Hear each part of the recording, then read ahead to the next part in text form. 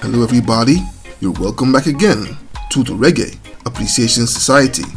As at the date of the making of this video, it's almost exactly 44 years since the passing of one of the world's greatest cultural icons, a musical titan and global ambassador for peace and unity, who more than any other single artist would catapult a sonic art form that was born in the gritty streets of Kingston to one of the greatest and most popular genres of music on the planet. He was the one that took reggae international and mesmerized the entire world with its sinewy rhythms, infectious sound, and deeply personal, inspirational lyrics that cut right to the soul of every human being that listened to him and resonated tremendously with people in one struggle or the other. Though gone for more than 40 years, he's one of the most striking and unifying cultural icons that the world has ever seen.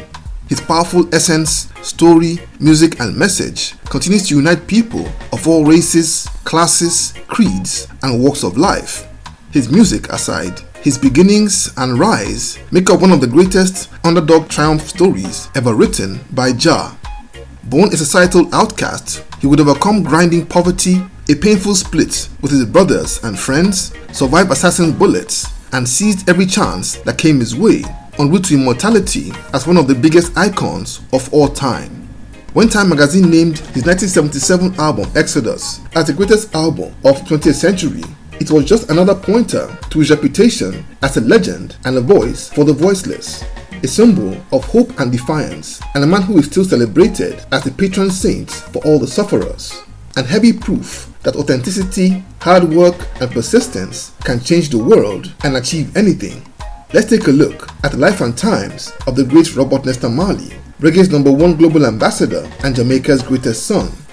Bob was born on February 6, 1945, in the rural village of 9 Miles in the St. Anne's parish of Jamaica. He was the product of a marriage between an 18-year-old Jamaican girl named Cedella Malcolm and a much older Englishman named Norval Marley. Norval Marley worked for the colonial government and was overseeing a project in the 9 Miles area when he first got involved with Cedella and would marry the then 18-year-old. But Norval was a very restless and I dare say irresponsible guy who didn't take his wife and newborn son to live with him in Kingston where he was based. The young Robert, or Robbie as he was fondly called at home, grew up with his mother in his grandparents' home. His granddad, Omariah Malcolm, was a popular practitioner of herbal medicine who had a flair for music, and he was the one that would bequeath his aptitude for instruments and singing to young Robert.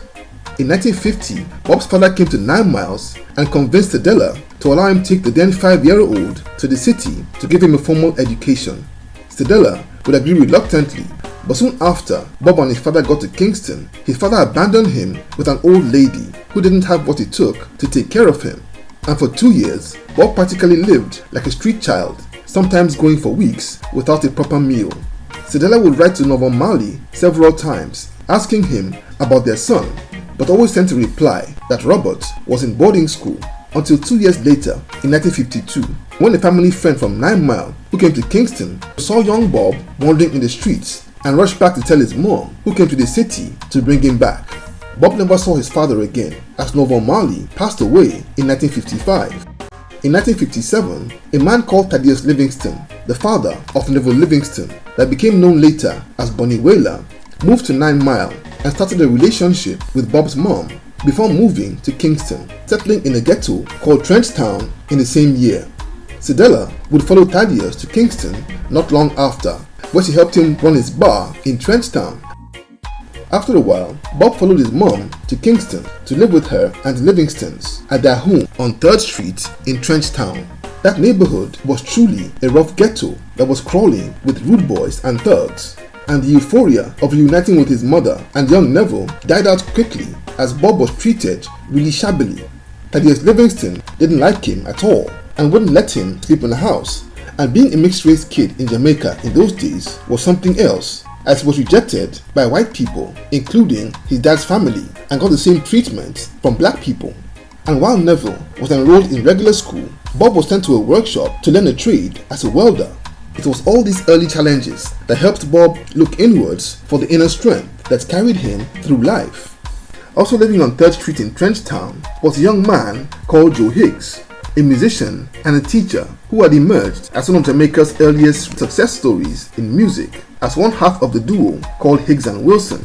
Joe Higgs was passionate about empowering all the youngsters in Trench Town with musical training and would hold music classes every evening in the backyard of his mother's house, which was open to every youth who cared to turn up.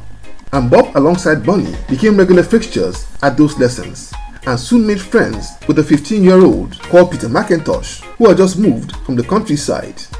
Other future greats at Joe Higgs' music classes were the likes of Jimmy Cliff, Judy Mowat, and the Wailing Souls. And in those times, Bob was among the least talented of all Joe Higgs students, but his commitment and discipline was first class. So Bob, Bunny and Peter became inseparable and would form a trio. And music became the outlet into which Bob poured his passion and dreams of becoming somebody someday. His yearning for a father figure would come in the most unlikely way. One Saturday afternoon in 1960, he would make friends with a man called Alvin Seco Patterson after a tough game of cricket in Trench Town. Seco was 30 years old and the two would bond very quickly. It just so happened that Seco was a musician and a percussionist, and like Bob, had also had a deadbeat father. To avoid the pains of rejection at home, Bob would spend hours over at Seco's house with his family, and Bob would continue his work as a welder but still had dreams of becoming a musician. Also working in that same workshop was a guy called Desmond Decker, who was also an aspiring musician. So one day, Jimmy Cliff, who was then already a popular singer, would visit their workshop. Jimmy Cliff invited Bob to come over to Beverly Records studio, to which he was signed, and convinced his producer, Leslie Kong, to grant Bob some studio time. And in that session, Bob would produce a couple of songs, the first of which was One Cup of Coffee, and though it didn't become a hit, it was a valuable lesson in the music business. By 1963, the trio of Bob, Bunny and Peter had added two other students of Joe Higgs to their crew in the persons of Beverly Kelso and Junior Braithwaite, and they would call themselves the Teenagers. Around that time, a welding accident, which had almost cost Bob his eye, made him decide to quit that trade and face music full-time. And one Sunday afternoon, an opportunity of a lifetime would come from nowhere. Alvin Seco Patterson had been following the progress of the Teenagers and thought they were ready for a chance to shine. He was friendly with a young producer named Clement Coxswain Dodd, the owner of Jamaica's hottest studio called Studio One. He had told Dodd all about the Teenagers and convinced him to give them an audition. So Seco led them to Studio One, where they sang two songs which Coxswain Dodd didn't like. As a last resort, they sang a song called Simmer Down that he knew immediately would be a hit. He told them to go back and rehearse and then return to the studio in a few days to record it. And when they did, it was put to wax and was released in a matter of days. The song simply exploded into a massive hit that went to number one in Jamaica's charts for several weeks. Coxswain Dodd took them on immediately over at his studio as recording artists and in-house personnel. They would score other major hits like Lonesome Feeling and It Hurts to Be Alone that also went up to number one.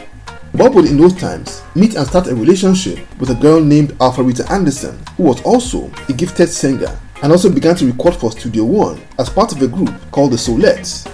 But despite all the hits and the work put in at Studio One over the next 2 years, the group, then called the Wailers, was still poor and had lost Beverly Kelso and Junior Braithwaite, and they broke ties with Studio One in January 1966 after a dispute over their royalties and payments. Bob and Rita would get married a few days later, after which Bob took off to America to stay in Delaware, where his mother had moved to 2 years earlier. Bob's mission in the US was to hustle and raise money to fund the Wailers' solo ambitions, and Bob would work at a vehicle assembly plant and also as a lab assistant for 8 months before returning to Jamaica. Upon his return, Bob embraced the Rastafarian faith, which in his absence has spread in popularity in Jamaica since the visit of Emperor Haile Selassie a few months before. The Wailers would find it extremely difficult to make any headway as independent artists, and they went into a partnership with producer Lee Scratch Perry. That collaboration would birth some of their greatest songs like Soul Rebel and Duppy Conqueror, as well as 2 albums, Soul Rebels and Soul Revolution. But just like they had experienced with Coxswain Dodd, Lee Scratch Perry was being very funny with their money, and they would part ways with him after 2 years. And Bob Marley had in those times gotten introduced to American singer Johnny Nash, who signed the Wailers to his label Jazz Records as musicians and songwriters. And Bob would write songs that would help to boost Nash's career, but the Wailers still couldn't find a breakthrough, and even a tour of the UK in 1972 didn't help their fortunes. They were still broke and desperate in London, unable to afford flight tickets back to Jamaica, when they heard that a British-Jamaican businessman named Chris Blackwell was interested in meeting them, and he invited them to his office for a meeting. And when they went, the Island Records label boss offered the trio £4,000 to record an album, a huge gamble at the time, but the Wailers repaid his trust by putting together the tracks that made up the album that became known as Catch a Fire. The album came out in early 1973 to rave critical reviews, and Island Records sent the Wailers on a tour of the UK and the US to promote it. But while it was supposed to be a dream come true for the Wailers, the new record label, in particular the record label's politics and the pressures of foreign tours, began to destabilize the group, and Bonnie Wailer would quit the Wailers after finishing the UK leg of that tour. And Tosh also became unsettled by the whole situation and quit the group before the end of the same year. Bob, who had grown up with issues of abandonment, was badly shaken up by the loss of his brothers in arms. But drawing on his inner strength, which he had forged from a childhood full of pain and disappointment, he pulled himself together and reorganized the Wailers into a new musical unit, with himself and the Barrett brothers as the core, and his wife Rita, along with two singers in Judy Mowat and Marcel Griffiths as the I3s, his new backup vocalists. This new outfit, which I call Bob Marley and the Wailers 2.0, relaunched itself with the 1974 album Natty Dread, a sensational 9-track album that put the world on notice of what was to unfold. The 1975 Natty Dread tour of Canada, UK and America was spectacular to say the least. Bob and his band were wowing audiences everywhere, as well as established rock royalty that included Beatles ex-members George Harrison and John Lennon. By the time he unleashed the new album Rastaman Vibration in 1976, Bob Marley was an international superstar, selling out massive arenas all over the globe and winning over legions of new fans for reggae music at an incredible rate. But amidst all his monumental success, his attention was drawn heavily to what was happening at home. Jamaica was then being rocked by a low-grade civil war in the streets between supporters of the island's two main political parties in the JLP and the PNP. The country was on edge and heavily divided, and Bob felt driven to do something to unite the people, and he came up with the idea of a massive free show that would lift his country's general mood and inspire peace. After getting approval from then Prime Minister Michael Manley of the PNP, he fixed a date for that show that would be called the Smile Jamaica Concert. He wasn't a political figure by any stretch of the imagination, but strongmen and enforcers of the other party, the JLP, felt the concert was an endorsement of the PNP government.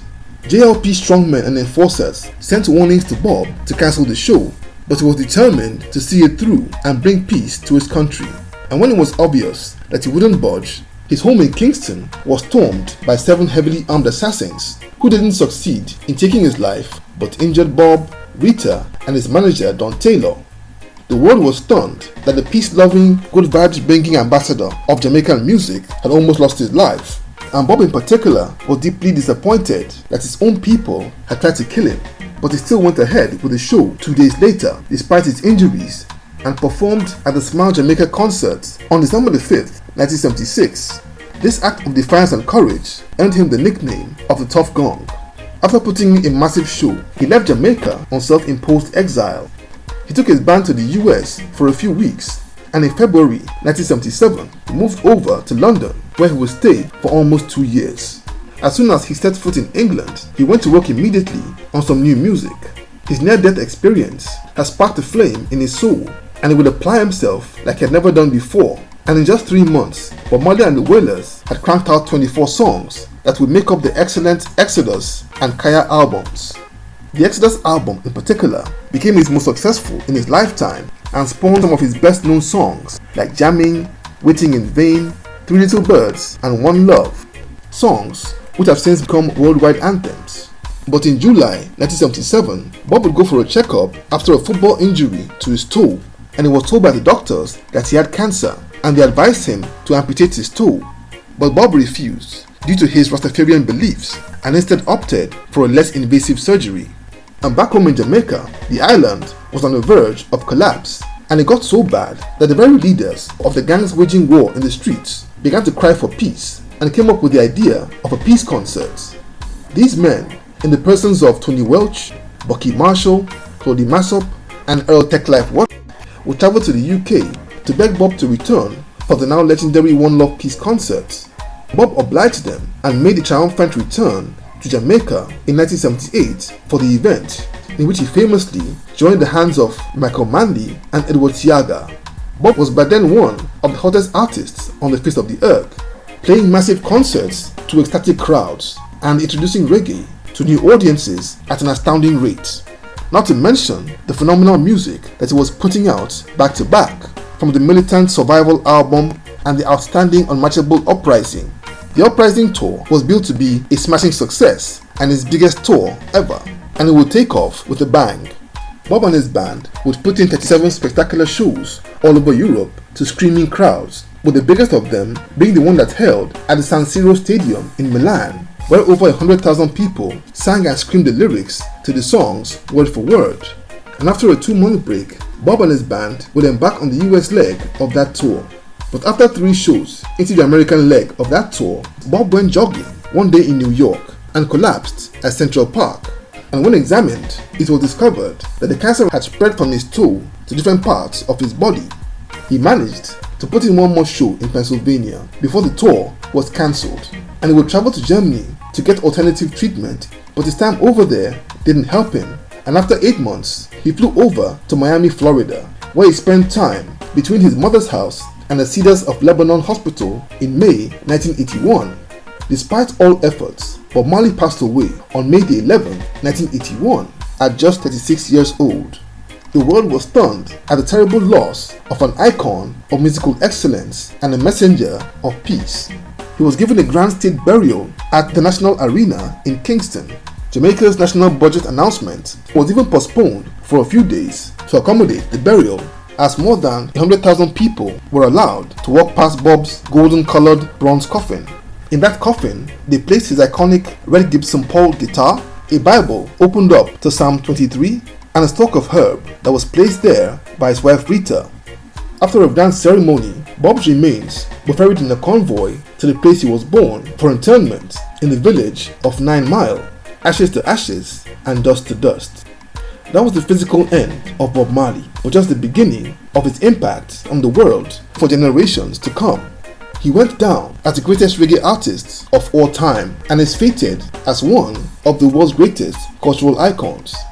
His eternal message of one love has become a universal statement that will never die, not to mention the discovery of his music by new and yet to come generations of fans.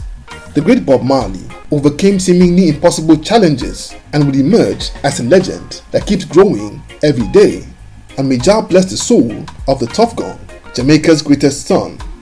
So there you have it. Thank you for watching this video today. Please leave a like, subscribe, and until next time, Jah bless.